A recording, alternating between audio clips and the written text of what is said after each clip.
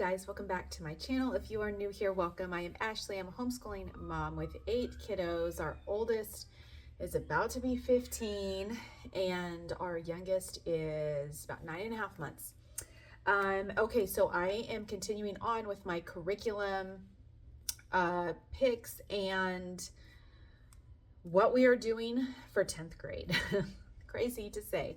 After this, I will, the only thing that I have left is, are my younger kids. So really technically preschool age. And then my number 7 will just kind of go along with that. So that's all that I'll have left. But this one, it took a little while because I wanted to make sure that I was more confident in what I was picking, because I knew it was going to be a little bit harder to pinpoint and make sure that what he is doing.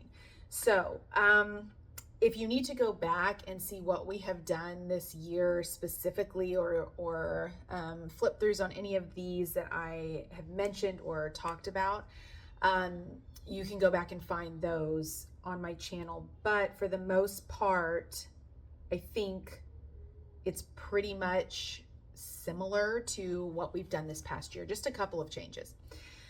Okay, so I'm gonna start with not grass. And I'm starting with the actual curriculum itself and not the subject, because it's going to be a mixture of subjects with not grass. So not grass this year for us has looked like one subject. So it is, well, 2. It's been an elective, a Bible elective as well, which you can use it for, as well as the world history. You can use the language arts portion of that as your language arts credit. So we are going to do that this coming year with not grass. I asked him if he would prefer doing that, and he said yes. So we are going to not be doing the Good and the Beautiful language arts next year.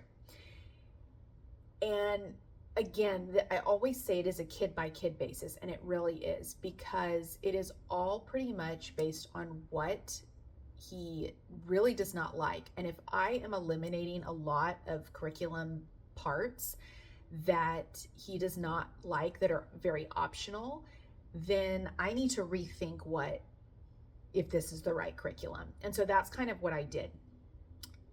Bundling it all, for lack of a better term, is what we're going to be doing. So the language arts in Not Grass does include quite a bit of literature. So it's not like grammar. And I think, as you get older, the grammar you should know. Now he has had grammar in this year for the Good and the Beautiful, so 9th grade. But as we trickle on down into finishing high school, your grammar gets less because you should know how to do these things now. So it's more literature based, and that is what Not Grass is. You're not going to have like a grammar and all of this stuff. You are going to be reading books separately and then maybe answering questions or doing the quizzes based on those books. And so that is what we're going to do. We are going to use Not Grass for U.S. history and for the language arts credit for 10th grade. So that is a change. When we started 9th grade, we started Shorman math, and it has been great. However, it has taken longer than we anticipated. And yes, we have kind of split it up this semester. We have kind of broken up the curriculum overall, his curriculum, because we were trying to focus more on individual pieces and individual subjects as opposed to everything as a whole, because I was trying to change it up a little bit. And again, this high school thing is a huge learning experience in how your kid is learning and how they are balancing all of the things. So the Algebra 1 has a geometry credit in it. So kind of a twofer. Originally, I was going to do the year long, and it was going to have both, and he was just going to get 2 credits for the first year. So the geometry credit and the algebra 1 credit. We are going to continue on and finish this curriculum because we are not quite done, although we're just going to kind of keep working into 10th grade and hopefully finish right at the time where we would start the next school year.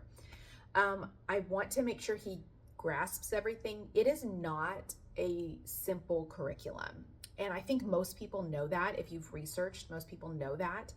But it is something that I want him to get both of those credits together. And so we're going to do that. We are just going to continue on. We have the program. We have paid for the program. We have it long enough to where we can finish it and extend it out a little bit longer. So that is what we are going to do for math. I have thought about Denison math, but I don't think he struggles too much. I feel like the Denison math is maybe for people who really hate math. He doesn't super enjoy it, but he's not like, he doesn't hate it. And he does pretty well in it. It's just, this is a pretty tough curriculum. And so I've thought about it, and maybe for Algebra 2, I'm going to reevaluate in Algebra 2, but we've already started this that has the combination geometry and algebra. So I want to finish this and then reevaluate. So, but for now, our plan is to just continue on. And this might technically, because he could do Algebra 1 freshman year and geometry sophomore year, he could extend this all through next year if he wanted to. Are we going to do that? I don't know. I'm going to see how it works at the end of summer and how far if we finished. I'm not going to rush him, but I want there to be a change from geometry and algebra 1 to algebra 2. So that is our situation currently for math. Biology is what we will be doing for 10th grade. Now, originally BJU Press is what I thought we were going to do, but I have recently come across Science Shepherd, and I have really been intrigued by that curriculum. And I think it's maybe not as intense as BJU Press, and I think he might enjoy it a little bit more. I showed it to him online, and he seemed interested in it, and he seemed like he wanted to try it. So we're not changing the subject. We're just seeing if this is a better fit. And I think it might be. So I think we are going to try Science Shepherd. If any of you use that, tell me what you like, tell me what you don't like. Our second backup would be BJU Press. But I anticipate using Science Shepherd and trying that and liking it because it seemed like just a better fit. Yeah, that's all I can really say about that. So Spanish, we are going to be continuing. He was struggling a little bit with that. He enjoyed it, but it was just kind of hard, which I knew that. I knew that it was going to be hard. It is a BJU Press curriculum. It's pretty thorough.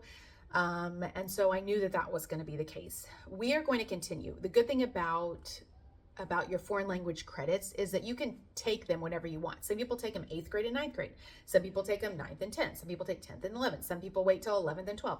I mean, you could take it any time, your 2 years that if you want to go any further, obviously you would start earlier, but I don't think that's his plan. So the 2 years of foreign language is probably still going to be science. He mentioned maybe wanting to do Italian. I was like, I don't even know if that's considered a credit. I feel like there's some languages that are not considered credits, at least in Texas. So I don't know. I was like, let's not start over. Like, you have already done quite a bit in this curriculum. We're just a little bit behind. So let's just finish that. And so I'm going to kind of also play around with that. My goal is to finish the BJU Press Spanish and then see where we're at and when we finish that. But my plan is to continue on. He's not going to finish that before the start of next school year. So we will be continuing on with that. The only other things that we have are electives. He has to take a first aid CPR class for his Taekwondo when he gets certified as an instructor. And so that I think you can use as an elective. So I have considered that. We're kind of back and forth about that. I need to look at all of our options for electives. Electives are a funny thing because they can be so broad. You want it to be, but you don't want to be too broad that it doesn't, you're worried that it's not going to count as a credit. From what I've read, electives can be anything at all. But again, I still want it to be worthwhile. So whether that's a financial course, which obviously they don't teach a lot about, whether that is, seeing what other interests he wants to really learn about, interests he has, and putting that into a course. You can make up your own courses. I'm really not into that. I don't know if I have the time to make up an entire course and a grading rubric and all of that stuff. So, yeah, so electives are kind of to be determined right now, but I'm pretty sure we're going to do like a CPR first aid as an elective. And then we'll just kind of see. I'll keep you guys updated on that, what we decide. Because I know electives, like I said, are a funny thing. And people always have a lot of questions about that. So, yeah, so that is what we are going to be doing for 10th grade. If you have any questions down below, let me know. And once I get the curriculum pieces in that I mentioned that I have not used before, I will do flip through on those. So, all right, guys, let me know if you have any questions down below. I'll see you next time. Take care.